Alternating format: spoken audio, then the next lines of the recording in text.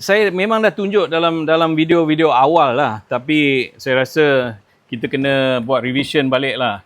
Tapi kali ni kita buat untuk tanam bayam, kira masterclass untuk bayam. Okey, kita dah siap kan benda ni. So dia akan nampak macam ni lah. Ini kat bawah dia, tempat untuk meresap ataupun air diresap naik ke atas dekat bahagian bawah tempat medium ni. So tempat medium ni dekat bawah ni dia akan selalu lembap. Dan saya buat sistem ni, orang tanya kenapa you buat sistem macam ni. Saya buat sistem macam ni kerana kita orang kerja kan, kita keluar pagi balik malam.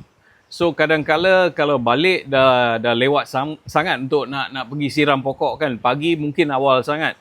So kalau ada kan air memang dah siap dalam tangki ni, dan dia boleh tahan dalam 3-4 hari ya, air ni sebelum kita kena top up lah. Itu yang kita kena jaga, top up dia. So kita tak payah risau, hey cukup ke kita punya air untuk kita punya sayur ni, macam mana? So kita tak payah nak risau sangat. So benda ni bukan lazy man lah. Saya rasa benda ni memang direka khas untuk orang-orang working adults yang ada kerja lah, yang bukan kerja kebun macam saya lah. Satu lagi orang tanya, kalau masuk nyamuk macam mana? Mesti kena saman kan, denggi.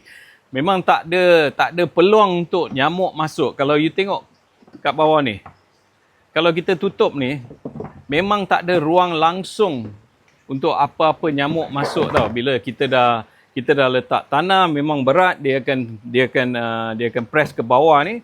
Memang tak ada tempat dalam ni untuk nyamuk masuk dan bertelur. So memang tak ada apa-apa kes yang saya pernah alami lah.